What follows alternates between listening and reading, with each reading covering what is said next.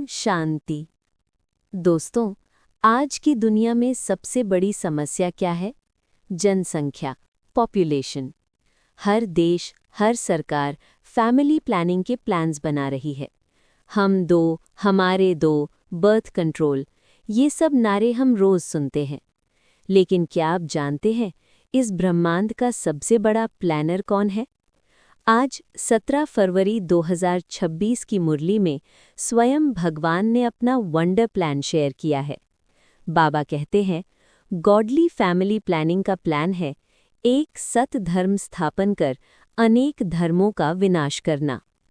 इंसान सोचता है बच्चे कम पैदा हों, लेकिन भगवान सोचते हैं कि पाप कम पैदा हों। बाबा का प्लान बर्थ कंट्रोल नहीं, रिलीजन कंट्रोल है। अभी दुनिया में अनेक धर्म हैं, अनेक मत हैं, अनेक झगड़े हैं। ये एक जंगल बन चुका है। बाबा कहते हैं, मैं ही नई दुनिया की स्थापना करता हूँ तो बाकी सब आत्माएं ऊपर घर में चली जाती हैं। सोचिए, एक ऐसा वक्त आने वाला है जब धरती पर भीड़ नहीं होगी, सिर्फ 9 से 10 लाख श्रेष्ठ आत्माएं ही होंगी जो देवता कहलाएंगी। बाकी अरबों आत्माएं कहाँ जाएंगी? अपने स्वीट होम, परमधाम। ये सेगमेंट हमें ये सोचने पर मजबूर करता है, क्या हम उस सिलेक्टेड फ्यू 9 लाख में आते हैं या हम उस भीड़ का हिस्सा हैं जो वापस जाने वाली है। आज हम इस गॉडली प्लान के हर पहलू को समझेंगे। हमारे जीवन में 3 सबसे महत्वपूर्ण रिश्ते होते हैं: पिता, शिक्षक और गुरु। बचपन में पिता पालना करता है, जवानी में टीचर पढ़ाता है, बुढ़ापे में गुरु शांति देता है। दुनिया में ये तीनों अलग अलग इंसान होते हैं, लेकिन संगम युग पर एक चमत्कार होता है। बाबा कहते हैं, अज्ञान काल में बाप अलग, टीचर अलग, गुरु अलग होते हैं। ये बेहद का बाप, टीचर, गुरु एक ही है। जरा सोचिए, वही शक्ति जो आपको पैदा करती है, बाप, वही आपको यूनिवर्स के राज समझाती है, टीचर, और वही आपको मुक्ति देती है, गुरु। भक्ति में हम चिल्लाते थे, ओ गॉड फादर, हे ईश्वर, लेकिन हमें पता नहीं था कि वो कौन है। बाबा कहते हैं, फादर तो सब आत्माओं का एक हो गया, फिर गुरु भी हो गया जो दुख से लिबरेट करता है। आज वो हमें बेहद की हिस्ट्री ज्योग्राफी पढ़ा रहा है। कौन सी हिस्ट्री? किसी देश की नहीं, बल्कि पूरी आत्मा की 84 जन्मों की हिस्ट्री। क्या कोई स्कूल, कोई यूनिवर्सिटी आपको ये बता सकती है कि आप पिछले जन्म में कौन थे?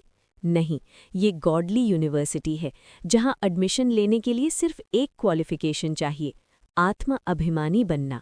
हम अक्सर सुनते हैं, हिस्ट्री रिपीट्स इटसेल्फ।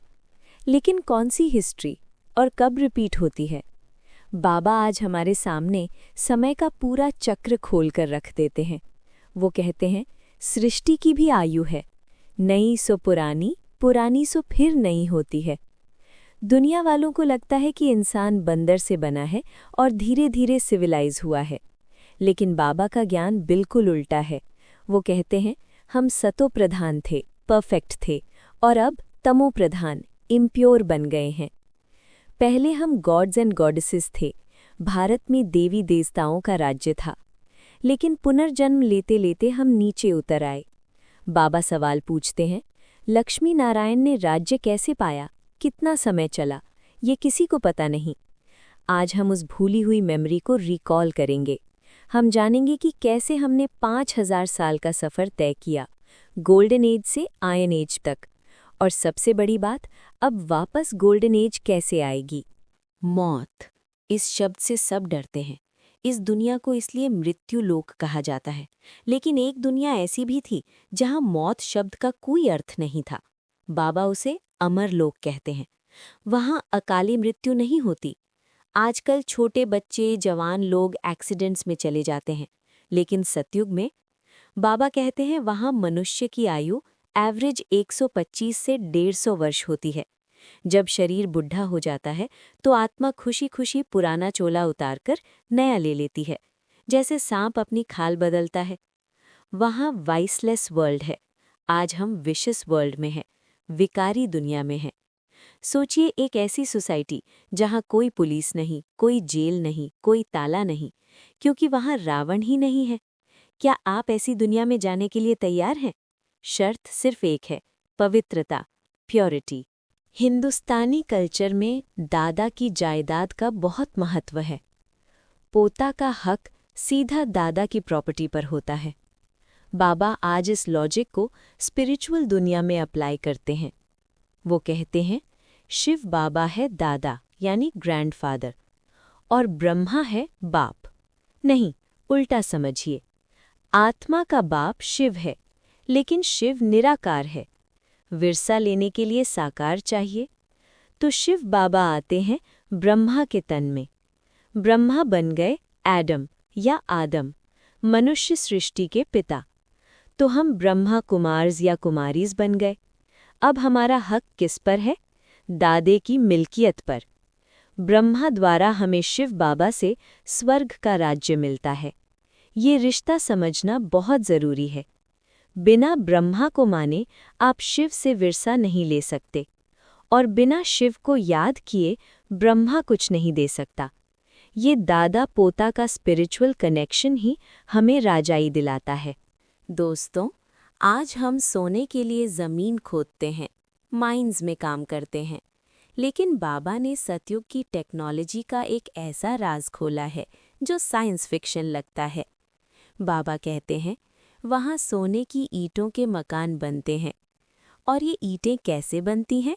मशीन से सोने की ईंटें निकलती रहती हैं।